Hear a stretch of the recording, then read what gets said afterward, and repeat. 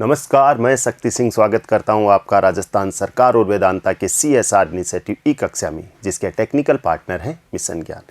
प्यारे बच्चों, हम पढ़ रहे थे क्लास 12 रसायन विज्ञान के अध्याय नंबर 12 को, और इस चैप्टर के अंदर हम कार्बोक्सिलिक अम्लों के बारे में पढ़ रहे थे। और आज की जो अपनी क्लास है उसमें हम कार्बोक्सिलिक अम्लों की जो अम्लीयता है उसके बारे में चर्चा करेंगे। आज की क्लास एग्ज़ाम की दृष्टि से बहुत ही महत्वपूर्ण है और संभवतः 100% जो बोर्ड एग्ज़ाम है उसमें 1% कार्बोक्सिलिक अम्लों की अम्लीयता से आता है, इसलिए बहुत ही ध्यान से आप इसको पढ़ना। ठीक है, शुरुआत करते हैं। अब देखो, यदि कोई कार्बोक्सिलिक अम्ल है और अगर वो एसिड की भांति व्यवहार करता है तो सीधी सी बात है, वो धातुओं से क्रिया करके हाइड्रोजन गैस देगा। इन दोनों रिएक्शनों को हमने अपनी पिछली क्लास में पढ़ा था। यहाँ केवल ये इसलिए लिखी गई है कि कार्बोक्सिलिक अम्ल जो है वो अम्ल की भांति व्यवहार कर रहा है, तो क्या जो एसिड जो रिएक्शन देता है वो रिएक्शन ये देता है या नहीं देता। अगर ये एसिड की भांति व्यवहार करता है तो ये कन्फर्म वो अभिक्रियाएं देगा जो एक अम्ल देता है, जैसे धातुओं से क्रिया करके क्या देता है, हाइड्रोजन गैस देता है। ठीक है, और यहाँ सोडियम कार्बोक्सिलेट बन रहा है जो एक सॉल्ट या लवण है। दूसरी है, कार्बोक्सिलिक अम्ल की क्रिया हम सोडियम हाइड्रोक्साइड किसी सार के साथ करवा रहे हैं। ऐसी स्थिति में लवण और जल का निर्माण हो रहा है। ये अगर अम्ल है तो ये अम्ल किसी सार के साथ क्रिया करेगा, और जब अम्ल और सार आपस में क्रिया करते हैं तो वो क्या बनाते हैं, लवण, और उसके साथ क्या बनाएंगे, जल का निर्माण करते हैं। ठीक है, तो यहाँ भी कोई दिक्कत नहीं है। तो ये जो दोनों रिएक्शन है वो किसकी रिएक्शन है, वो कार्बोक्सिलिक अम्लों की अम्लीयता प्रदर्शित करने वाली अभिक्रिया है। अब आप इसके बाद में देखो, अगर कोई भी अम्ल है और हम उसे जल में घोलते हैं, जैसे ये कार्बोक्सिलिक अम्ल है RCOOH, और इसको हम जब वाटर सोल्यूबल करते हैं तो ये जल में घुलने पर H+ देगा। अब आप देखो, यहाँ से ये जब H+ दे देगा तो यहाँ तो बच जाएगा RCOO-, और जो H+ इसने दिया है वो इस H2O के साथ जुड़कर H3O+, या इसे हम क्या कहते हैं, हाइड्रोनियम आयन बनाता है। और साथ में एक नेगेटिव पार्ट वाली स्पीसीज बनी है, इसे हम कार्बोक्सिलेट आयन कहते हैं। अगर यहाँ ये H होता तो ये HCOOH होता, और इसमें से H चला जाता तो ये HCOO- बनता। ये फॉर्मिक एसिड से बना है, इसलिए उसे हम फॉर्मेट कहेंगे। ठीक है, और अगर यहाँ ये CH3 होता, एसिटिक एसिड होता, तो ये एसिटिक एसिड से बनता। अगर H चला जाता तो ये CH3COO-, और इसे हम क्या कहेंगे, एसीटेट कहेंगे। ओके, तो इसे मैं जनरली ये कह रहा हूँ कि कार्बोक्सिलेट है।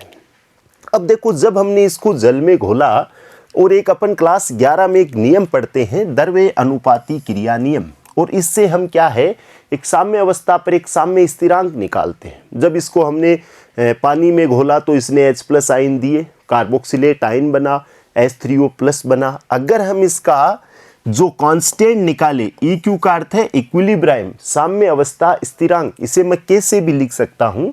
तो ये कैसे ज्ञात करते हैं, प्रोडक्ट और बट्टे रिएक्टेंट। अब प्रोडक्ट दो चीज़ें थी, एक तो RCO- बना था और एक H3O+ बना था।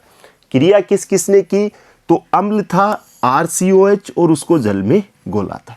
यदि मैं इस H2O को यहाँ ले जाऊं, मतलब इसके गुणा में K गुणा H2O लिख दूं, तो उसे हम Ka कहते हैं। उसे हम क्या कहते हैं, Ka, अम्ल का वियोजन स्थिरांक।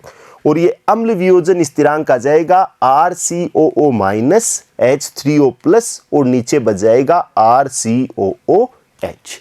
ये H2O यहाँ आ गया है। ठीक है, अब आप यहाँ से एक चीज़ देखो, इसका मान यदि ज़्यादा है, Ka का मान ज़्यादा, मतलब अम्ल अधिक वियोजित हो रहा है, मतलब जल में घोलने पर यदि कार्बोक्सिलिक अम्ल जितने ज़्यादा H+ आयन दे रहा है उसका वियोजन जितना ज़्यादा हो रहा है वह उतना ही स्ट्रॉन्ग प्रबल अम्ल की भांति व्यवहार करेगा। ठीक है, तो अगर किसी भी एसिड का Ka का मान बहुत ज़्यादा है तो उसकी जो एसिडिक नेचर है या अम्लीय प्रवृत्ति है वो भी क्या होगी, ज़्यादा होगी। ये दोनों बातें हमें ध्यान रखनी है। ठीक है, तो K से क्या मीनिंग है कि ये कितना ज़्यादा वियोजित हो रहा है, कितने ज़्यादा H+ आयन दे रहा है। अगर ये इसका मान K का मान कम है, इसका मतलब इसे जल में घोलने पर इसका वियोजन नहीं हो पा रहा कंप्लीटली, इसका मतलब ये एक स्ट्रॉन्ग एसिड की भांति बिहेव नहीं कर रहा है। जैसे हम कई कार्बनिक अम्लों की बात करें, जैसे HCl है। अब हम कहते हैं कि HCl एक प्रबल अम्ल है। इसका मतलब क्या है, इसका मतलब इसे जल में घोलने पर ये बहुत अधिक H+ आयन देता है। इसके जो अम्ल वियोजन स्थिरांक है उसके मान भी बहुत ज़्यादा होते हैं। ठीक है, अब आप देखो ये बात, यहाँ वाली बात हम पहले कर चुके हैं कि K का जितना मान होगा एसिडिक नेचर उतनी ही ज़्यादा होगी। एक चीज़ आती है pK। अब देखो pK क्या होता है, यदि हम pK की गणना करें तो ये होता है -log(Ka). जो K है उसका ऋणात्मक लघुरितम मान है। ऋणात्मक लघुरितम मान क्या कहलाता है, pK। ये दोनों रिवर्स है। अगर pK जितना कम होगा एसिडिक नेचर उतनी ही ज़्यादा होगी। दोनों बातें ध्यान देना, अगर pK की वैल्यू कम है तो अम्लीय प्रवृत्ति बढ़ेगी और यदि pK का मान ज़्यादा है तो अम्लीय प्रवृत्ति कम होगी। तो हम तीनों चीज़ें ध्यान रखेंगे, K का मान ज़्यादा है तो एसिडिक नेचर भी क्या है, ज़्यादा है। ठीक है, और इस दौरान pK का मान क्या होगा, कम होगा। तो एक अच्छा या एक प्रबल अम्ल कौन सा अम्ल होता है, जिसके लिए K का मान अधिक हो और pK का मान कम। ठीक है, देखो K के स्थान पर pK के मानों का उपयोग किया जाता है। साम्यावस्था स्थिरांक K के ऋणात्मक लघुरितम मान को या लघु गुणक मान को क्या कहते हैं, pKa कहते हैं। ओके, यहाँ कोई दिक्कत वाली बात नहीं है। इसके बाद में हम आगे चर्चा करते हैं।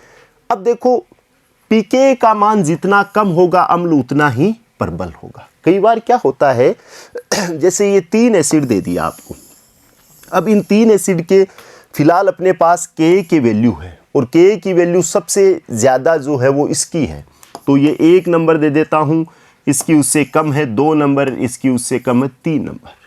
अगर मैं बात करूं इन तीनों में तो सबसे ज़्यादा एसिटिक ये है। HCOH फॉर्मिक अम्ल ज़्यादा अम्लीय है एसिटिक अम्ल और प्रोपेनोइक अम्ल की तुलना में। ठीक है, अब कई बार प्रश्न आता है और ये तीनों ही हमें दिए जाते हैं और ये लिखा जाता है कि pK के बढ़ते हुए क्रम में इनको व्यवस्थित कीजिए।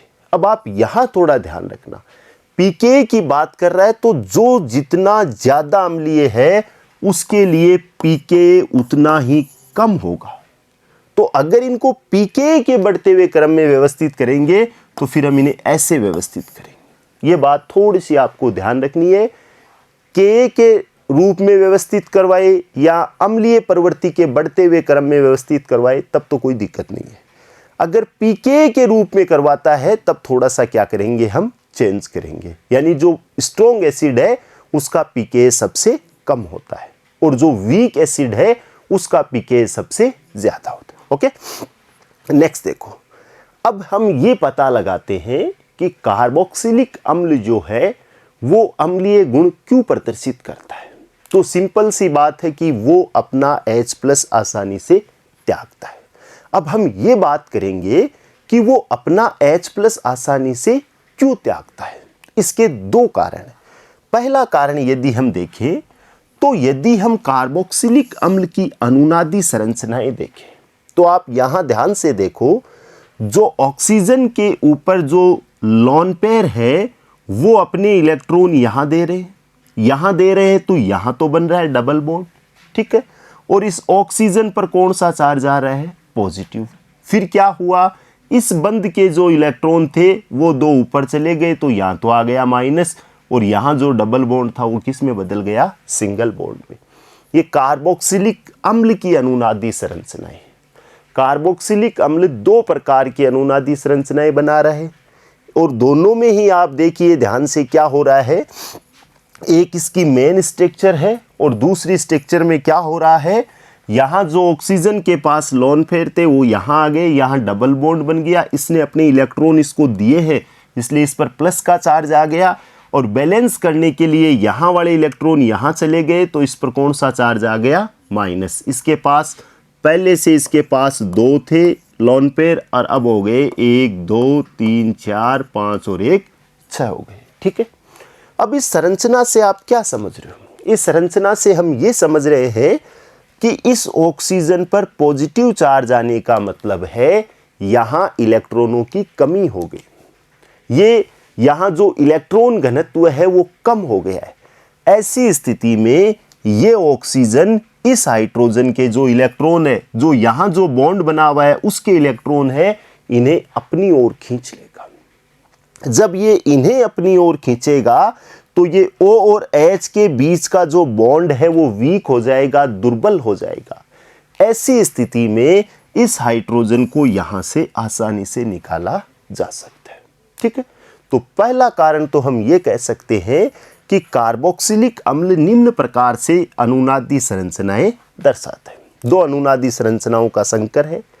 और दूसरी बात हम कहेंगे, जब हम इसकी अनुनादी संरचना को देखते हैं तो OH बंध में ऑक्सीजन परमाणु पर इलेक्ट्रॉन घनत्व की कमी हो जाती है, अतः यह अपने से जुड़े हाइड्रोजन के इलेक्ट्रॉनों को अपनी ओर खींच लेता है, जिससे OH बंध दुर्बल हो जाता है, और ऐसी स्थिति में इससे जुड़े हाइड्रोजन का निष्कासन आसानी से हो सकता है। इसलिए यह एक अम्ल की भांति व्यवहार करता है। ठीक है, अब हम दूसरे कारण पर चर्चा करते हैं। दूसरा कारण यह है, जब ये अपना H+ दे देगा, जब ये अपना H+ दे देगा तब ये क्या बनाएगा, तब देखो ये बनाएगा RCOO-, ये हमें भी पता है। और ये क्या बना रहा है, RCOO-, ये बना रहा है जी, ये 1 2 3 4 5 और 6। ठीक है, अब ये जो RCO- है ये क्या है, ये है कार्बोक्सिलेट आयन, कार्बोक्सिलेट आयन। और जो ये कार्बोक्सिलेट आयन है वो खुद अनुनादी संरचनाएं दर्शाता है।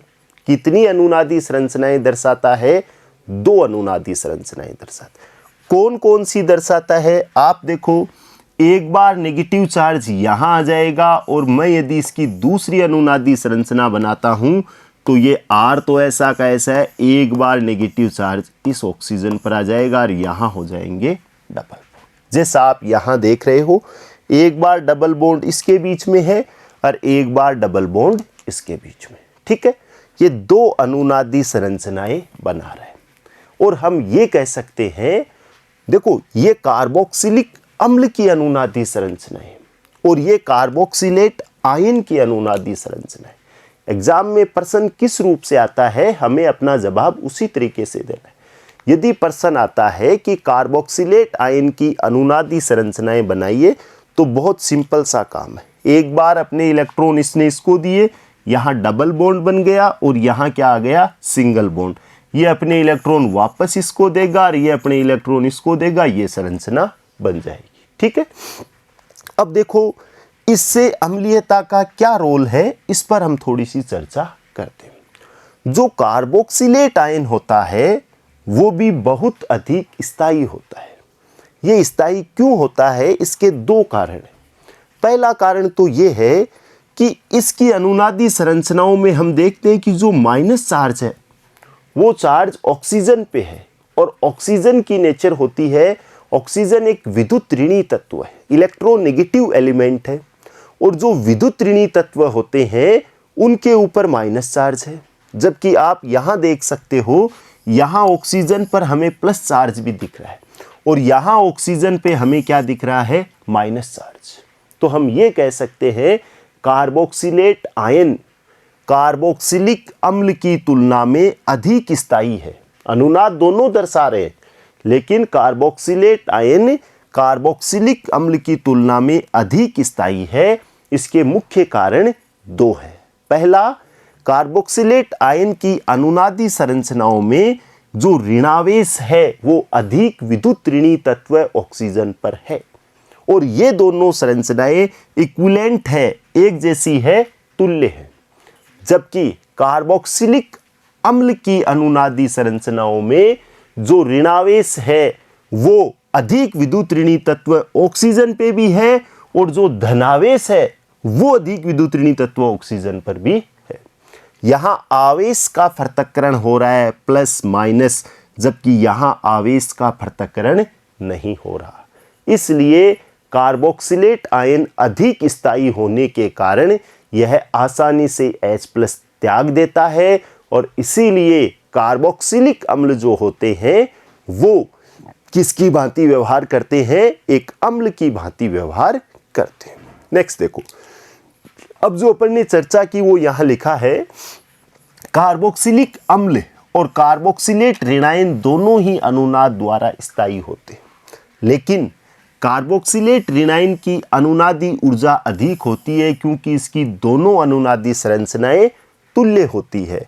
इन संरचनाओं में आवेश का पृथक्करण नहीं होता, दोनों जगह माइनस माइनस है, ये नहीं है कि एक बार प्लस और एक बार माइनस। जबकि कार्बोक्सिलिक अम्ल की अनुनादी संरचनाएं समतुल्य नहीं है, इन पर आवेश का पृथक्करण होता है धनावेश व ऋणावेश में। अतः कार्बोक्सिलिक ऋणायन कार्बोक्सिलिक अम्ल अणु की तुलना में ज्यादा स्थायी होता है और कार्बोक्सिलिक अम्ल के अणु का आयनित होकर अधिक स्थायी कार्बोक्सिलेट जो ऋणायन है वो बनाता है, अम्लीय प्रकृति को प्रदर्शित करते हैं।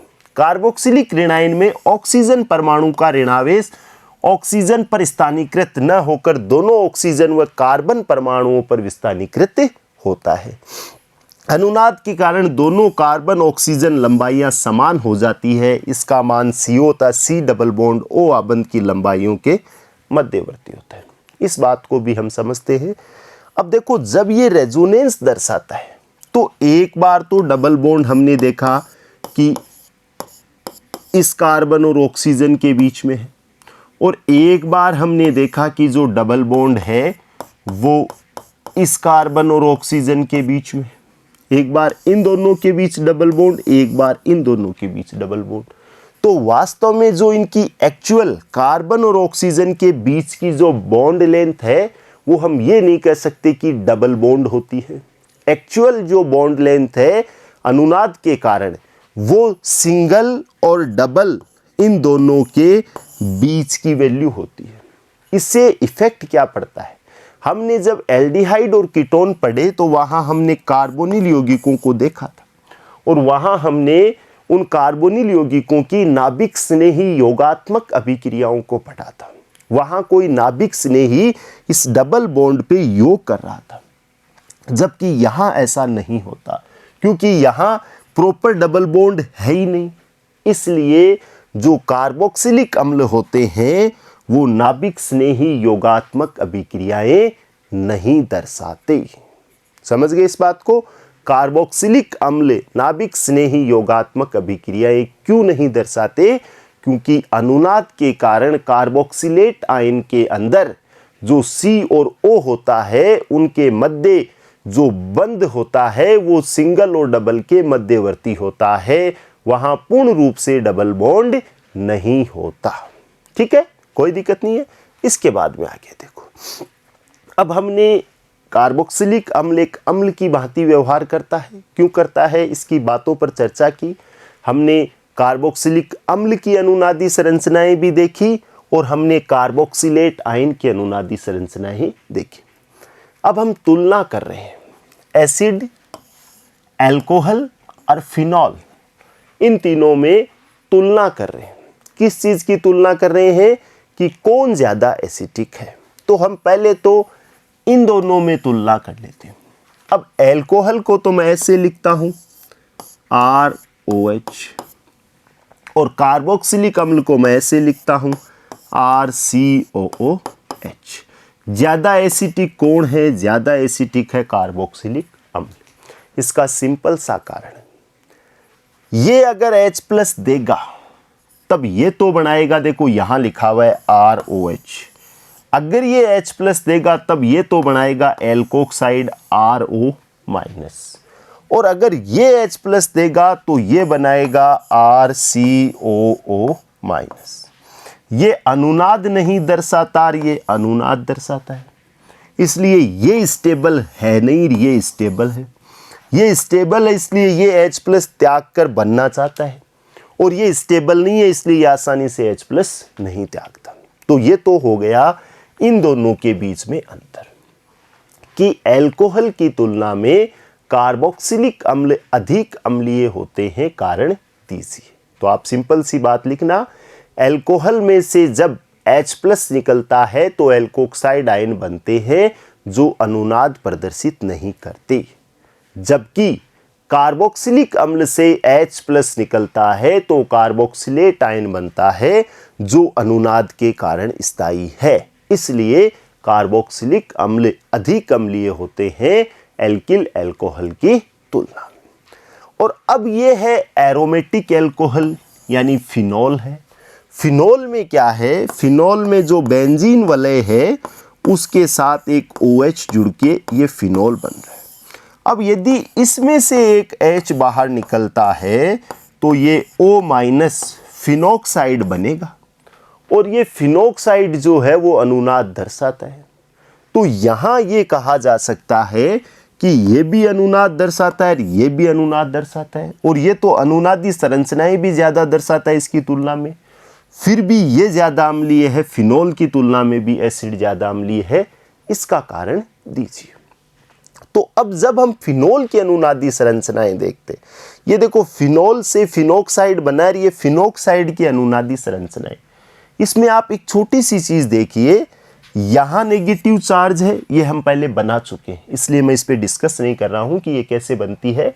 हमने जब अल्कोहल का चैप्टर, फिनॉल का चैप्टर पढ़ा था, उस दौरान हमने फिनॉल की और फिनोक्साइड आयन दोनों की अनुनादी संरचनाओं पर चर्चा की थी। आप एक बार अगर आपको ये बनाने में दिक्कत आती है तो आप अपने जो फिनॉल का चैप्टर है, फिनॉल के रासायनिक गुणों का चैप्टर है, उसका विजिट कीजिए, वहाँ से आप इनको सीखिए। ठीक है, यहाँ नेगेटिव चार्ज है, यहाँ नेगेटिव चार्ज है, और यहाँ नेगेटिव चार्ज है। और ये जो नेगेटिव चार्ज है वो यहाँ जो कार्बन लगे हुए हैं इन कार्बन परमाणुओं पर है। अब आप यहाँ देखो कि यहाँ हो क्या रहा है, यहाँ ऑक्सीजन पर नेगेटिव चार्ज है, ऑक्सीजन पर नेगेटिव चार्ज है। ये तो हमें भी समझ में आता है।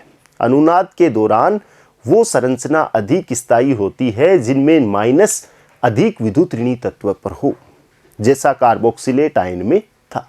लेकिन यहाँ जो कार्बन है उसकी विद्युत ऋणता, इलेक्ट्रोनेगेटिविटी तो बहुत कम होती है, उस पर भी माइनस चार्ज है।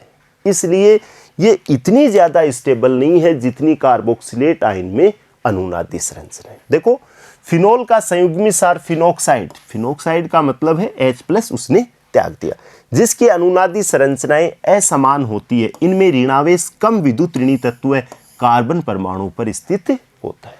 इसीलिए ये इतनी ज़्यादा स्टेबल नहीं है जितनी कार्बोक्सिलेट आयन में थी। ठीक है, कोई दिक्कत नहीं है। तो अम्ल अल्कोहल से ज़्यादा अम्लीय है और अम्ल फिनॉल से ज़्यादा अम्लीय है। कार्बोक्सिलिक अम्ल क्यों है, इस पर भी हमने चर्चा की। अब देखो ये यहाँ इसको हमने लिखा है, फिनोक्साइड आयन में अनुनाद, फिनोक्साइड आयन में अनुनाद कार्बोक्सिलिक अम्ल, कार्बोक्सिलिक अम्ल की तुलना में या कार्बोक्सिलेट आयन की तुलना में, अनुनाद कार्बोक्सिलेट आयन की तुलना में, कार्बोक्सिलेट आयन यहां लिख देते हैं हम, कार्बोक्सिलेट आयन की तुलना में महत्वपूर्ण है। ऐसा क्यों है? कार्बोक्सिलेट आयन में ऋणावेश 2 विद्युत ऋणी ऑक्सीजन परमाणुओं के बीच स्थानीकृत होता है, जबकि अगर हम फिनोक्साइड की बात करें तो वहां जो नेगेटिव चार्ज है वो 2 एलिमेंट, एक ऑक्सीजन और एक कार्बन पर स्थानीकृत हो रहा है, जबकि कार्बन की कम विद्युत ऋणी कार्बन परमाणु पर कम प्रभावशाली ढंग से विस्थानीकृत होता है। फलस्वरूप कार्बोक्सिलेट आयन जो है वो फिनोक्साइड आयन की तुलना में अधिक स्थायी होता है और कार्बोक्सिलिक अम्ल जो है वो फिनोल की अपेक्षा अधिक अम्लीय होता है। ठीक है, तो अपन ने जो चर्चा की वही बात यहाँ लिखी हुई है। इसके बाद में देखिए कार्बोक्सिलिक अम्लों की अम्लीय प्रकृति पर प्रतिस्थापियों का प्रभाव। अब किसी भी कार्बोक्सिलिक एसिड के साथ किस प्रकार का समूह जुड़ा हुआ है, इससे उसकी अम्लीयता प्रभावित होती है। अब दो प्रकार के समूह जुड़ सकते हैं, एक ऐसे समूह जो -I प्रभाव दर्शाते हैं और एक ऐसे समूह जो +I प्रभाव दर्शाते हैं। आप इस बात को बहुत अच्छी तरीके से ध्यान में रखिए, जो -I प्रभाव दर्शाते हैं वो अम्लीयता को बढ़ाते हैं। आप यहाँ से इन समूहों को देख सकते हो, ये सारे -I प्रभाव दर्शाने वाले। जैसे यदि हम इस क्लोरीन की बात करें तो ये क्लोरीन -I प्रभाव दर्शाता है, ये इलेक्ट्रॉनों को अपनी ओर खींचता है। जब ये इलेक्ट्रॉनों को अपनी ओर खींचेगा तो यहाँ इलेक्ट्रॉन कमी हो जाएगी, यहाँ इलेक्ट्रॉन कमी हो जाएगी और इस ऑक्सीजन पर भी इलेक्ट्रॉनों की कमी हो जाएगी। जब इस ऑक्सीजन पर इलेक्ट्रॉनों की कमी हो जाएगी तो ये ऑक्सीजन इस हाइड्रोजन के इलेक्ट्रॉनों को अपनी ओर खींच लेगा। ऐसी स्थिति में ये जो OH बंध है ये वीक हो जाएगा और इस हाइड्रोजन को यहाँ से आसानी से बाहर निकाला जा सकता है। ठीक है, तो -I समूह वाले जितने भी होते हैं वो अम्लीयता को बढ़ाते हैं, क्योंकि उनके जुड़ने से हाइड्रोजन आसानी से बाहर निकलता है। अब -I दर्शाने वालों में यदि ये जुड़ा हुआ हो तो वो सबसे ज़्यादा अम्लीय होगा, क्योंकि इसका प्रभाव सबसे ज़्यादा है। ये -I प्रभाव सबसे ज़्यादा दर्शाता है। ये इलेक्ट्रॉनों को बहुत अधिक, मतलब यूं कह सकते हैं कि बहुत अधिक ताकत से अपनी ओर खींचता है, जिससे ये हाइड्रोजन बहुत जल्दी आसानी से बाहर चला जाता है। अब आप यहाँ से कुछ एग्जाम्पल देखिए। सबसे पहले हम इस एग्जाम्पल की बात करें तो यहाँ ब्रोमीन है, यहाँ आयोडीन है, यहाँ क्लोरीन है, यहाँ फ्लोरीन है। अब यदि आपने इस सारणी को देखा तो यहाँ फ्लोरीन आगे है, इसका मतलब ये ज़्यादा -I प्रभाव दर्शाएगा। इसका मतलब अगर फ्लोरीन जुड़ा हुआ है तो ये ज़्यादा क्या होगा, अम्लीय। ठीक है, यहाँ ऐसा सवाल आता है तो आप कर दोगे, कोई दिक्कत नहीं है। अब आप इसमें देखो, यहाँ 1 क्लोरीन है, यहाँ 2 क्लोरीन है, यहाँ 3 क्लोरीन, मतलब -I दर्शाने वाला 1 समूह है, 2 समूह है, 3 समूह। जितने ज़्यादा समूह होते हैं उतना ही अम्लीय प्रकृति बढ़ती है। तो यहाँ भी कोई दिक्कत नहीं है, चाहे 1 फ्लोरीन हो, चाहे 2 फ्लोरीन हो, चाहे 3 फ्लोरीन। जहाँ 3 फ्लोरीन है वो ज़्यादा अम्लीय है, जहाँ 2 फ्लोरीन है वो उससे कम अम्लीय है, और जहाँ 1 फ्लोरीन है वो सबसे कम अम्लीय। अब यहाँ इनको दूरी के हिसाब से लगा रखा है। ये देखो कार्बोक्सिलिक एसिड है, इसके जस्ट पास वाले कार्बन पे 1 क्लोरीन है, फिर इसके इस कार्बन को छोड़कर दूसरे कार्बन पे 1 क्लोरीन है, फिर इसको और तीसरे कार्बन पर 1 क्लोरीन है। अब आप डिस्टेंस के केस में केवल एक बात याद रखिए, जितना समूह के पास लगा हुआ है वो अपना प्रभाव उतना ही दर्शाएगा। मतलब यदि ये -I प्रभाव दर्शा रहा है, ये पास में है, तो ये ज़्यादा -I प्रभाव दर्शाएगा, और ये ज़्यादा -I प्रभाव दर्शाने का मतलब है ये ज़्यादा अम्लीय होगा। अगर इसके स्थान पर मैं CH3 जोड़ता हूँ, यहाँ CH3, यहाँ CH3 और यहाँ CH3, और अब मैं कहता कि इनमें से अम्लीय ज़्यादा कौन है। अब CH3 +I प्रभाव दर्शाता है, अम्लीयता को कम करते हैं। फिर भी अगर इन तीनों की अम्लीयता की बात करूँ तो ये सबसे पास लगा हुआ है, ये सबसे उस अम्लीयता को कम करेगा और सबसे ज़्यादा कम करेगा। इसका मतलब ये दूर वाला CH3 लगा हुआ है वो सबसे ज़्यादा अम्लीय होगा। तो चाहे वो +I प्रभाव हो चाहे -I प्रभाव, जो पास में है वो अपने प्रभाव को ज़्यादा प्रकट करता है।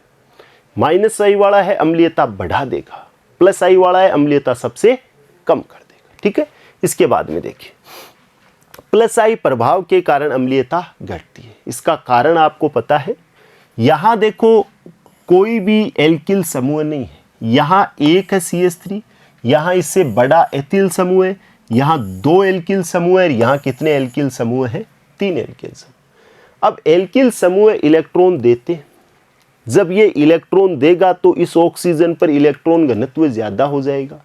जब इस ऑक्सीजन के ऊपर इलेक्ट्रॉन घनत्व ज़्यादा हो जाएगा तो इस पर माइनस चार्ज आ जाएगा। यहाँ R है, ये इलेक्ट्रॉन दे रहा है, तो यहाँ इलेक्ट्रॉन घनत्व अधिक हो जाएगा तो ये अपने पास जुड़े हुए हाइड्रोजन के इलेक्ट्रॉनों को अपनी ओर नहीं खींचेगा। ऐसा नहीं करने से ये बॉन्ड वीक नहीं होगा और इसको आसानी से नहीं तोड़ा जा सकता। ठीक है, तो प्लस आई प्रभाव दर्शाने वाले जो है वो अम्लीयता को क्या करते हैं, कम करते हैं। इसके बाद में देखो, यदि हम एक यहाँ से एक बात करें, ये प्रश्न आ सकता है फॉर्मिक अम्ल एसिटिक अम्ल से ज़्यादा अम्लीय होता है, कारण लिखिए। तो सीधी सी बात है, फॉर्मिक अम्ल में जो है वो हाइड्रोजन जुड़ा हुआ रहता है और एसिटिक अम्ल में मेथिल एल्किल समूह जुड़ा रहता है जो अम्लीयता को कम कर देता है।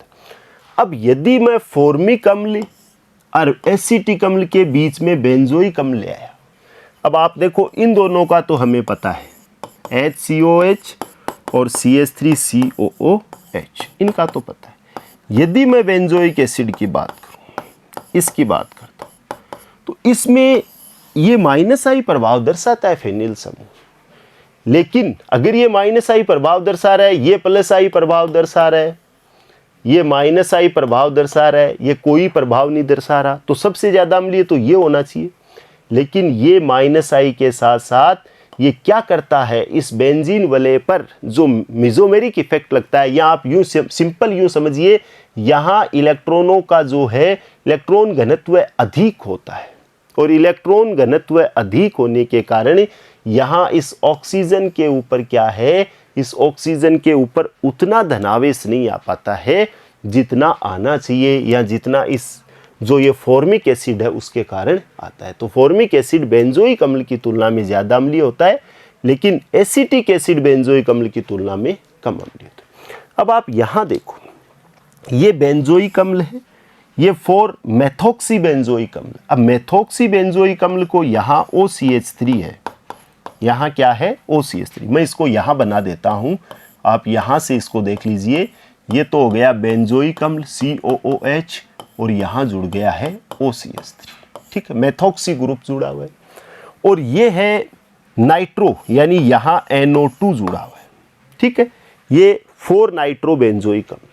अब आप देखो, इस पे कुछ नहीं जुड़ा हुआ, इस पे OCH3, इस पे NO2। NO2 इलेक्ट्रॉनों को खींचता है, ये इलेक्ट्रॉनों को खींचेगा, इस रिंग के इलेक्ट्रॉनों को खींचेगा, ये इस कार्बन के इलेक्ट्रॉनों को खींचेगी, ये इस ऑक्सीजन के इलेक्ट्रॉनों को खींचेगी, ऑक्सीजन पर इलेक्ट्रॉन घनत्व कम हो जाएगा। तो ये सबसे ज़्यादा एसिटिक है। इसके pKa का मान देखिए 3.41, जो सबसे कम है। pKa जितना कम होता है, अम्लीयता उतनी ही ज़्यादा होती है। अब ये इलेक्ट्रॉन दे रहा है, ये दे रहा है, तो यहाँ ऑक्सीजन पर इलेक्ट्रॉन घनत्व बढ़ा रहा है, तो ऐसी स्थिति में ये सबसे कम अम्लीय होगा और ये बीच में होगा। तो मैं इसको तो 1 नंबर दे देता हूँ, इसको 2 नंबर, और इसको कितने नंबर दे देता हूँ, 3 नंबर। ठीक है, इलेक्ट्रॉन खींचने वाला समूह अम्लीयता बढ़ाएगा, इलेक्ट्रॉन देने वाला समूह अम्लीयता कम करता है।